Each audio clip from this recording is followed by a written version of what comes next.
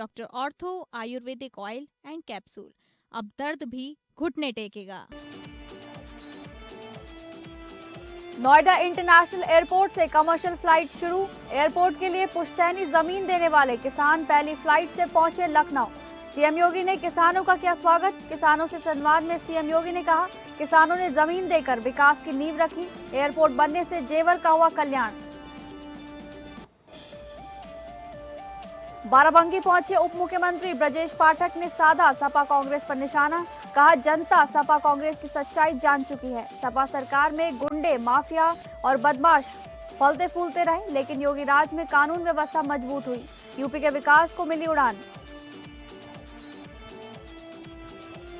UP चुनाव से पहले बहराइच में ओवैसी की हुंकार। ओवैसी ने मोदी और योगी सरकार पर बोला हमला। वहीं सपा को बताया बीजेपी और आरएसएस का एजेंट। कहा, बीजेपी को रोकने वाले दल को देंगे समर्थन।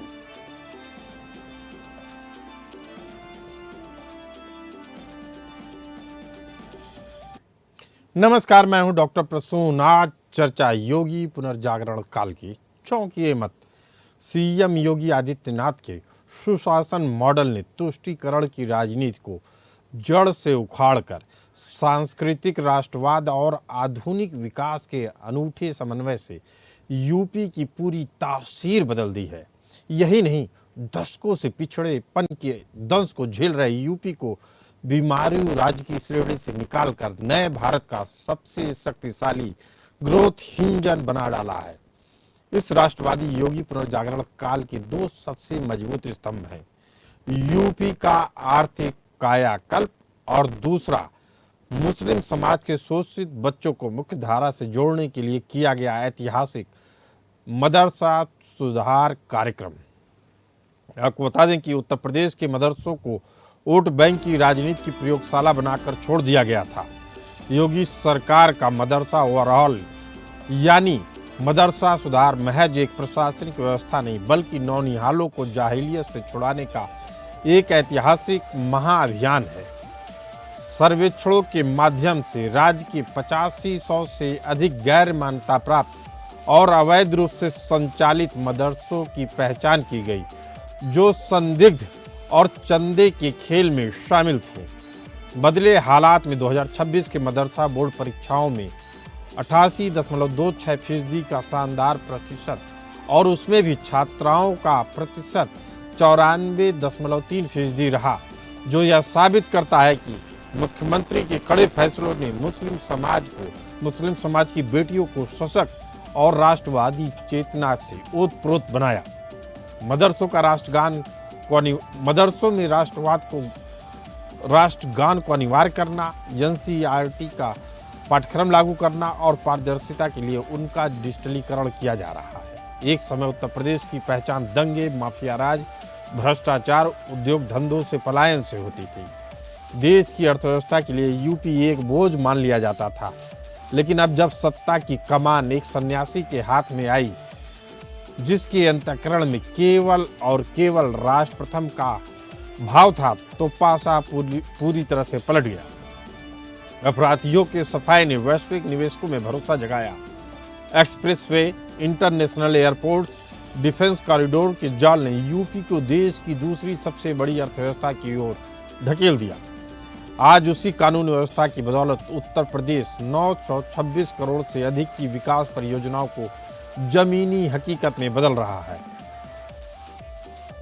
खाद्य सुरक्षा यानी सुपोषण मिशन से लेकर 1 लाख 4G टावरों के नेटवर्क तक और एक्सप्रेसवे की रफ्तार से लेकर एक्सप्रेस रफ्तार से बढ़ती जीडीपी तक, यूपी का अब देश की आर्थिक धुरी बनना तय हो चुका है। जो राज्य कभी केंद्र की मदद की भीख मांगता था, आज वह देश को $1 ट्रिलियन की इकोनॉमी बनाने का हौसला दे रहा है। यह दिखाता है कि एक सच्चा राष्ट्रवादी नेतृत्व अल्पसंख्यक समाज के युवाओं को तुष्टीकरण के मलबे से निकालकर देश के विकास को अभिन्न हिस्सा बना सकता है।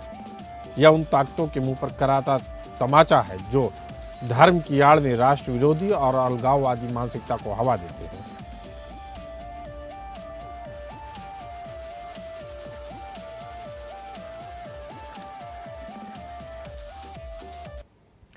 योगी आदित्यनाथ का राष्ट्रवादी सोच यह साफ कर दिया है कि भारत में अब आक्रांताओं के महिमा मंडन और अलगाववाद के बीच बोने वाली व्यवस्थाओं के लिए अब कोई जगह नहीं बची है। मुख्यमंत्री योगी आदित्यनाथ का यह नया उत्तर प्रदेश केवल सड़कों, एक्सप्रेसवे और उद्योगों का जाल ही नहीं बुन रहा है, बल्कि यह नई मंदिर अर्थव्यवस्था को नया आकार देकर अपनी खोई हुई सांस्कृतिक संप्रभुता की नई मिसाल कायम कर रहा है। आपको बता दें कि अयोध्या में भव्य श्री राम मंदिर का निर्माण, काशी विश्वनाथ धाम और मथुरा वृंदावन का पुनरुद्धार न केवल सांस्कृतिक राष्ट्रवाद का विजय घोष है, बल्कि इसने धार्मिक पर्यटन का माध्यम से करोड़ों लोगों के लिए रोजगार के नए द्वार खोले हैं। यूपी अब $1 ट्रिलियन की अर्थव्यवस्था बनने की ओर तेजी से बढ़ रहा है। यूपी में प्रति व्यक्ति आय बढ़कर 1.9 लाख प्रति व्यक्ति तक हो चुकी है। कानून व्यवस्था में सुधार, गुंडा राज के खात्मे के कारण राज्य में निवेश बढ़ा है और स्थानीय स्तर पर रोजगार पैदा हुए हैं। युवाओं का पलायन काफी कम हुआ है।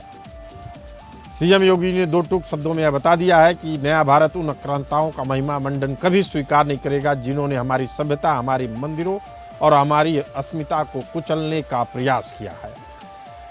प्रयागराज का दिव्य स्वरूप हो, अयोध्या में श्री प्रभु राम का मंदिर हो या काशी विश्वनाथ का पुनरुद्धार, केवल धार्मिक कार्य ही नहीं है।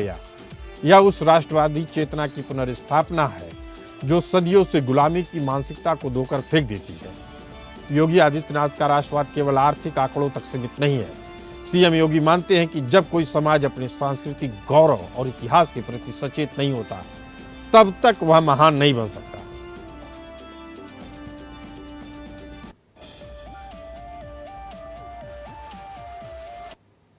यह नया उत्तर प्रदेश है जो झुकना नहीं जानता, जो रुकना नहीं जानता और जो अपनी संस्कृति पर आंख उठाने वालों को कानून के दायरे में कुचलना बहुत अच्छी तरह से जानता है। इसी कानून व्यवस्था के नए दौर पर चर्चा करने के लिए हमारे साथ मौजूद हैं शांत प्रकाश जाटव जी, नेता बीजेपी, दयाशंकर मिश्रा जी, नेता समाजवादी पार्टी, निपुण आलम बायन जी, राजनीतिक विश्लेषक, और Vinay Rai ji, managing editor APN news channel. पहला सवाल दयाशंकर मिश्रा जी से, जो नेता समाजवादी पार्टी हैं।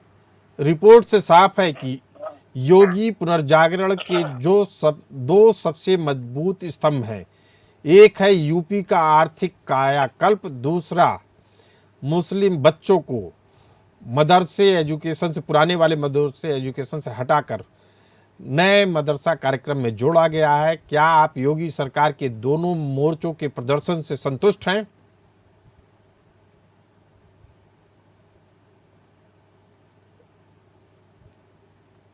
दयाशंकर मिश्रा जी, आपसे पूछ रहा हूँ। जी जी, क्या आप हम दोनों जो बाह्य आवरण है माननीय मुख्यमंत्री जी का, उससे हम संतुष्ट नहीं हैं।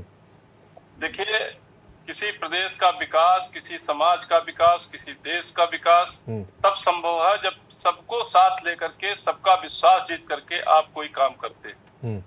बिना विश्वास के तो परिवार नहीं चलता है, तो देश कैसे चलेगा। और इस सरकार ने कम से कम तो ये मान के चलिए कि इस सरकार ने नफरत का बीज बोया है। समाज को चलाने के लिए, प्रदेश को चलाने के लिए एक सड़क का जाल और भौतिक संसाधनों का प्रभाव से प्रदेश और देश नहीं चलता है। देश चलता है तो आपसी समझ से चलता है, और उस आपसी समझ का अभाव इस सरकार के 10 साल के कार्यकाल में दिखाई दे रहा है। आप जिस उत्तर प्रदेश को बता रहे हैं दंगा मुक्त हो गया है, अपराधी मुक्त हो गया है, भ्रष्टाचार मुक्त हो गया है, ऐसा कहीं नहीं है। आप भ्रष्टाचार तो सतह पर पहुंच गया है। दयाशंकर मिश्रा जी, तो क्या यह मान लिया जाए कि यह जो नैरेटिव गढ़ा जा रहा है वह केवल हिंदू वोटरों के ध्रुवीकरण को लेकर बनाया गया है, या विकास से वास्तव में इसका सीधा नाता आपको दिखता है? नहीं, देखिए, विकास से तो कोई इसका वास्ता ही नहीं है। ये हिंदू मुस्लिम करके जो सरकार बनाई जा रही है, वो देश और समाज को नफरत की दीवार खड़ी की जा रही है, और इस नफरत से देश नहीं चलेगा। देश तो आपसी सौहार्द से चलेगा, और सबका योगदान है देश के विकास में, सबका योगदान है देश की स्वतंत्रता में, सबका योगदान है सड़क और इससे कोई इनकार नहीं कर रहा है देश की दयाशंकर मिश्रा जी। सवाल ये है कि पहली बार लग रहा है कि मुस्लिम बच्चों को उस मदरसा एजुकेशन से जो जाहिलियत की ओर ले जाती थी, उनके हाथ में कंप्यूटर दिया गया है, उनको शिक्षित किया जा रहा है। इसका जवाब देंगे शांत प्रकाश जाटव जी, नेता बीजेपी।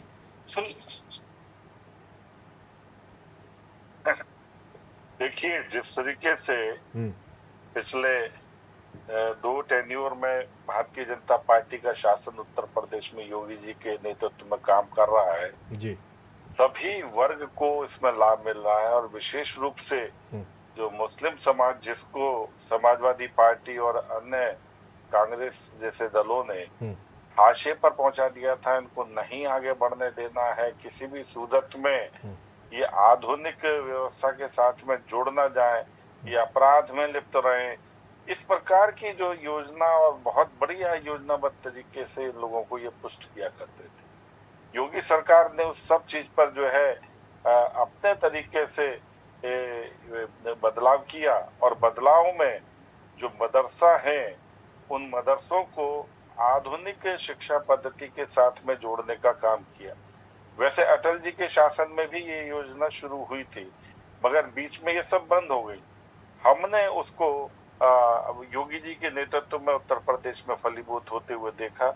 वह बच्चे जो आधुनिक शिक्षा से वंचित थे और आधुनिक जो शिक्षा व्यवस्था के कारण जो नौकरी पेशा व्यवसाय में उनको रास्ते बंद थे, केवल जो है वो मदरसे का एक पुराना जो दकियानुसी या जो धार्मिक जो प्रचार के लिए ही पढ़ाया जाना, वो सारा सिस्टम लागू था। आज योगी जी ने उस सिस्टम को लागू कराया है जो आधुनिक शिक्षा व्यवस्था में उन बच्चों को जोड़ रहा है। जो फर्जीवाड़ा चढ़ रहा था उसके ऊपर भी योगी सरकार ने जो है अंकुश लगाया, और आज उसी के कारण से जो नौजवान, जो वो बच्चे जो मदरसा में पढ़ रहे हैं, वो शिक्षा में उन्नत हो रहे हैं, आगे बढ़ रहे हैं, उन्नत हो रहे हैं। प्रदेश की तस्वीर बदल रही है। विनय Rai ji, managing editor APN news. विनय जी, दशकों तक मदरसों को केवल एक खास राजनीतिक वोट बैंक के रूप में इस्तेमाल किया गया। उनको आधुनिक रोजगार परक कौशल जैसे कामिल फाजिल डिग्रियों को यूनिवर्सिटी से जोड़ा नहीं गया, बल्कि उसको दूर रखा गया। इसके कारण एक पूरी पीढ़ी रोजगार से दूर रही। इसके लिए गुनाहगार कौन है, और क्या अब हालात बदल गए हैं? चूंकि आप जमीनी स्तर पर सारी चीजें देखते हैं। जी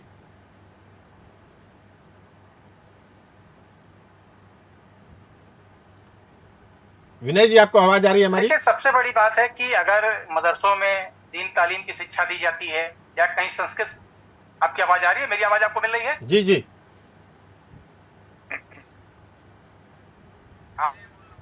आपको मेरी आवाज मिल रही है?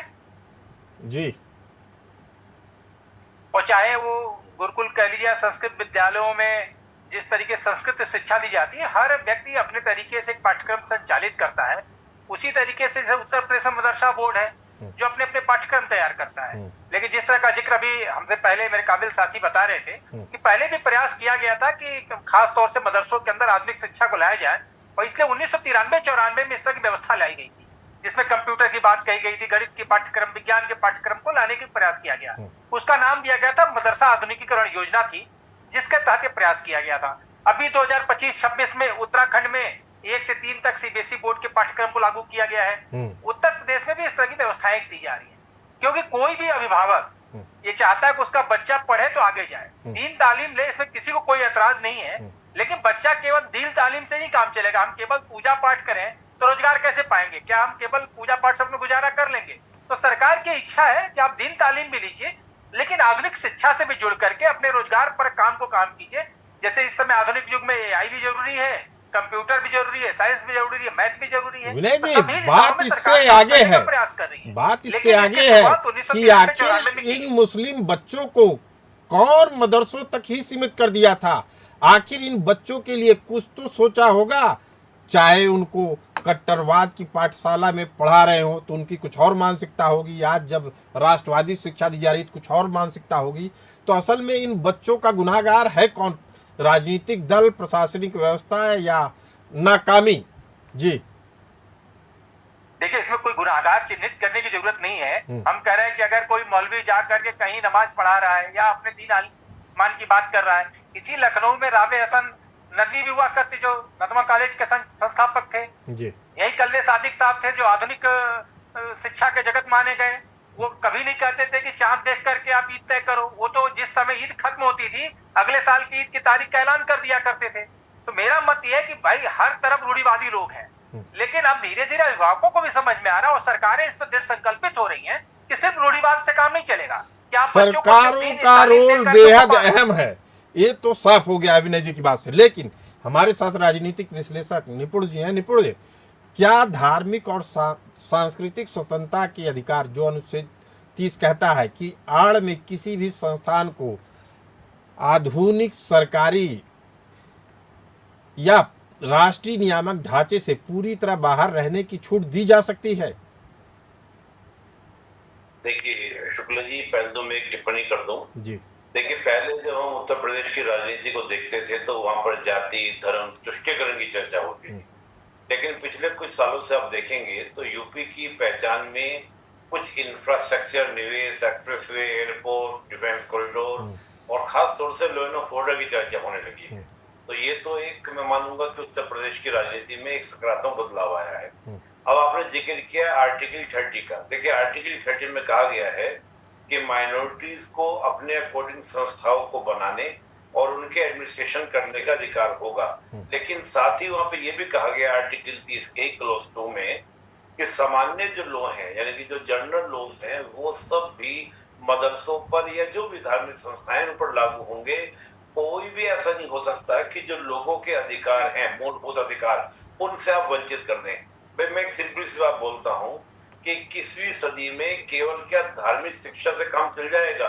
क्या रोजगार उन्मुखी शिक्षा नहीं होनी चाहिए? और दूसरी बात जी, बेहद अहम बात आप कह रहे हैं, लेकिन ये तो बातें सबको मालूम थी, राजनीतिक दलों को भी मालूम थी, फिर भी जानबूझकर उनको क्यों केवल धार्मिक शिक्षा तक ही सीमित किया गया? इसीलिए मैं पूछ रहा था कि इसका गुनाहगार कौन? हम बात कर रहे हैं योगी के उस काल की जिसमें मुस्लिम बच्चों की एक पीढ़ी एक नए स्तर पे जा रही है, अपने विकास को एक अगले लेवल पे ले जा रही है। इसी मुद्दे पर चर्चा करने के लिए हमारे साथ मौजूद हैं दयाशंकर मिश्रा जी, नेता समाजवादी पार्टी। दयाशंकर जी, जब वैश्विक स्तर पर Uttar Pradesh expressway, defence corridor, data centre के हब के रूप में उभर रहा है, तब विपक्ष के पास इसका ठोस मुकाबला करने के लिए कौन सा वैकल्पिक आर्थिक मॉडल आपके पास मौजूद है? जी। हमने आर्थिक मॉडल समाजवादी पार्टी ने पहले भी दिखाया। माननीय अखिलेश यादव जी की सरकार ने छात्रों को लैपटॉप और टैबलेट दे करके उनको शिक्षा के क्षेत्र में क्रांतिकारी परिवर्तन किया। आप कह रहे हैं एक्सप्रेस वे, तो सबसे अच्छा express Agra express way Akhilesh Yadav ji ने बनाया। उत्तर प्रदेश में मेट्रो का जाल अखिलेश यादव जी ने शुरू किया। तो सुशासन कहां से आप कह रहे हैं कि माननीय योगी जी के शासनकाल में शुरू हुआ? प्रारंभ तो हमारे नेता ने शुरू किया और हमने सबके साथ न्याय करने का काम किया। हम किसी हिंदू, मुस्लिम, सिख, ईसाई आपस में है भाई भाई, इस भाव से हमने काम किया।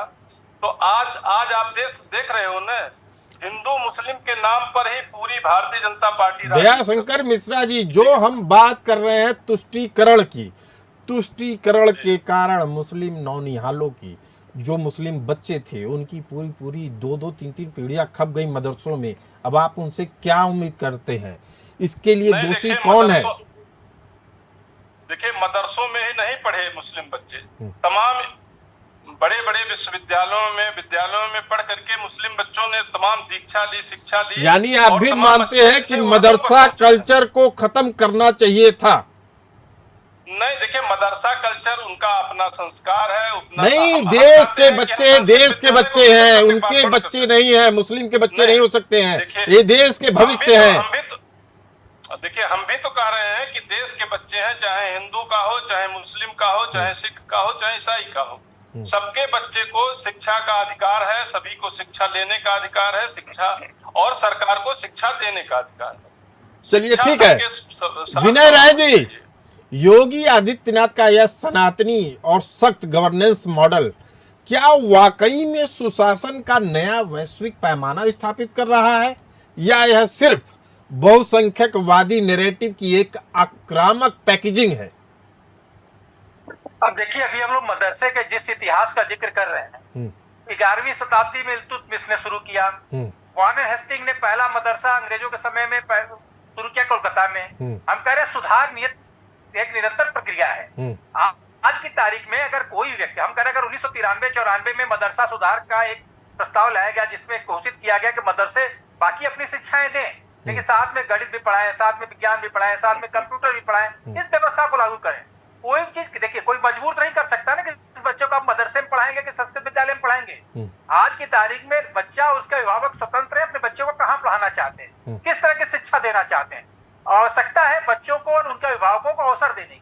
अगर आप अवसर देंगे तो बच्चा पढ़ेगा। हम करें स्कूल खुल जाए, वहां टीचर ही ना हो तो बच्चा कहाँ पढ़ने जाएगा। आप देख ही रहे, दिल्ली के अंदर 99% कट ऑफ लिस्ट आ रही है। बच्चे बाकी कहाँ जा रहे हैं? उनके पास क्या विकल्प, उनकी चॉइस का विद्यालय मिल रहा है क्या?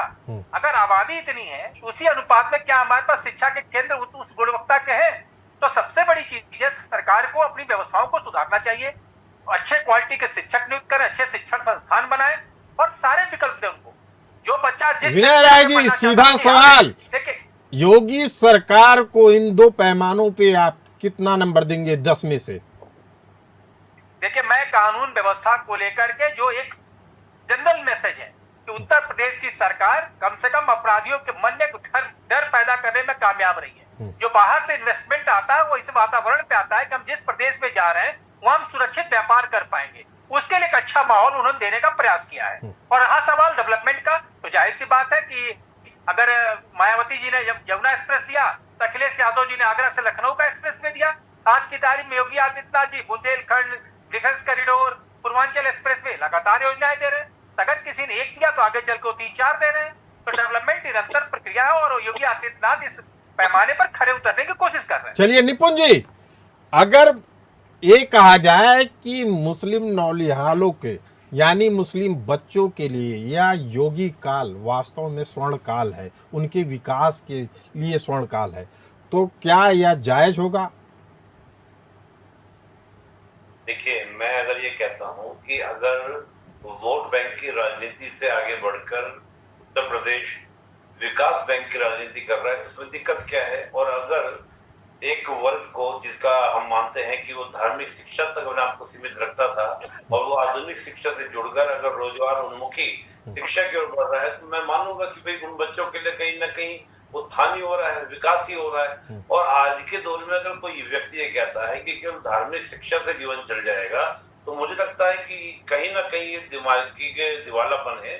और जब देखिए बाबर, एक बात मैं सुन रहा था अभी हमें समा के प्रवक्ता कि सड़कों से हाईवों से देश नहीं चलता, तो आप सोचिए किस मानसिकता से वो बात बोल रहे होंगे।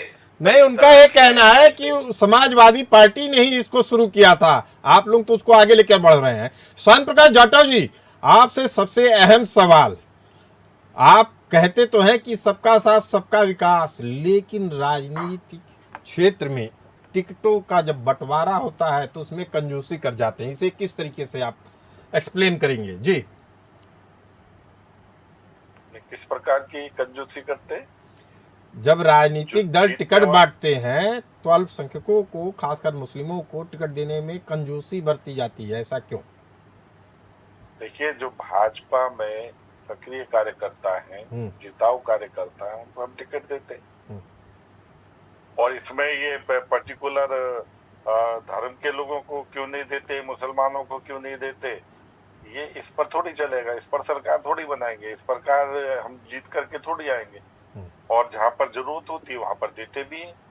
तो ये तय करना है, ये क्या है, ये तो हमारा अपना फर्ज है।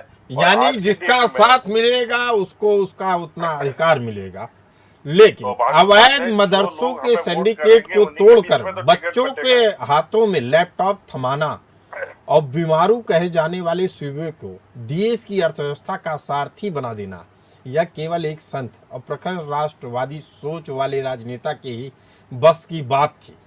आज का उत्तर प्रदेश बदल चुका है। अब यह दंगों का नहीं, राष्ट्रीय प्रगति का, भारतीय सनातन संस्कृति के गौरव का सबसे बड़ा केंद्र बन चुका है। इस चर्चा में शामिल होने के लिए आप सभी मेहमानों का बहुत बहुत धन्यवाद। हमें दीजिए इजाज़त। नमस्कार।